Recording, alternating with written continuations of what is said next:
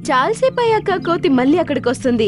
కానీ ఈసారి దాంతో పాటు ఏనుగు మరియు ఇంకా చాలా జంతువులున్నాయి. అది చూసి చోటు మరియు లంబు సంతోషపడతారు. ఏనుగు తన యొక్క దంతాలు ఉపయోగించి వల లోపలికి వేసి విసిరివేస్తుంది. ఒకవైపు నుంచి వల కట్ అయిపోతుంది మరియు లంబు వల నుండి సగభాగం బయటికొచ్చాడు. కాని ఇంకోవైపు వేటగాడు రావడం చూసిన జంతువులు అక్కడి నుంచి పరిగెత్తి వెళ్లిపోయాయి. వేటగాడు లంబు చిక్కుకున్నది చూసి చాలా సంతోషపడ్డాడు.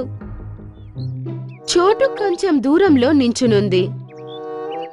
అది కావాలనే సౌండ్ చేయడం ప్రారంభించింది మరియు వేటగాడి ముందొచ్చి నించుంది.